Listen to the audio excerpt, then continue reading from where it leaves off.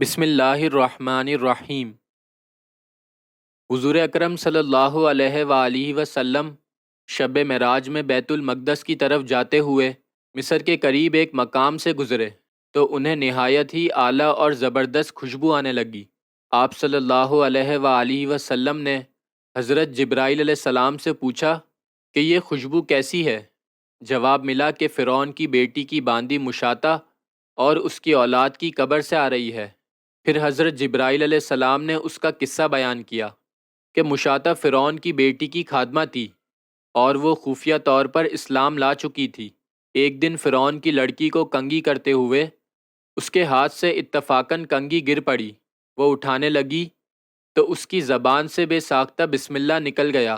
اس پر شہزادی نے کہا کہ تو نے آج عجیب کلمہ بولا، رب تو میرا باپ فرعون ہی ہے، تو پھر تم نے یہ کس کا نام لیا ہے؟ اس نے جواب دیا، فرعون رب نہیں بلکہ رب وہ اللہ ہے جو مجھے اور تجھے اور خود فرعون کو روزی دیتا ہے۔ شہزادی نے کہا، اچھا تو میرے باپ کے سوا کسی اور کو اپنا رب مانتی ہے؟ اس نے جواب دیا، ہاں ہاں، میرا، تیرا اور تیرے باپ کا سب کا رب اللہ تعالیٰ ہی ہے۔ شہزادی نے اپنے باپ سے کہلوایا۔ وہ سخت غضبناک ہوا اور اسی وقت اسے بلوا بھیجا اور کہا، کیا تو میرے سوا کسی اور کو اپنا رب مانتی ہے؟ اس نے کہا کہ میرا اور تیرا رب اللہ تعالیٰ ہی ہے جو بلندیوں اور بزرگی والا ہے۔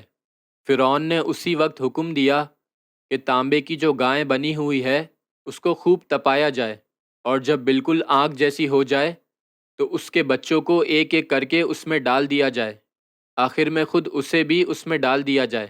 چنانچہ وہ گرم کی گئی۔ جب آگ جیسی ہو گئی تو حکم دیا کہ اس کے بچے کو ایک ایک کر کے اس میں ڈالنا شروع کرو۔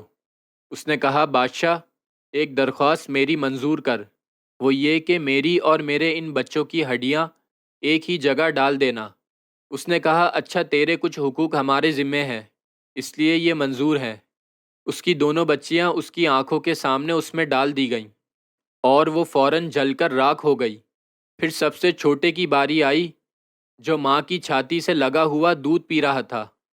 فرعون کے سپاہیوں نے اسے گھسیٹا تو اس نیک بندی کی آنکھوں تلے اندھیرا چھا گیا۔ اللہ تعالیٰ نے اس بچے کو اس وقت زبان دے دی اور اس نے بآواز بلند کہا، اماں جان، افسوس نہ کر، اماں جان، حق پر جان دینا ہی سب سے بڑی نیکی ہے۔ چنانچہ انہیں صبر آ گیا۔ اس بچے کو بھی آگ میں ڈال دیا گیا اور آخر میں ان کی ماں کو بھی اسی آگ میں جلا کر مار دیا۔ یہ خوشبو کی مہکیں اس کے جنتی محل سے آ رہی ہے۔ سبحان اللہ۔ پیارے دوستو، اسی طریقے کی مزید اسلامک ویڈیوز دیکھنے کے لیے ہمارے چینل کو ضرور سبسکرائب کریں۔ انشاءاللہ نیکسٹ ویڈیو میں ملاقات ہوگی۔ جب تک کے لیے اجازت، اللہ حافظ۔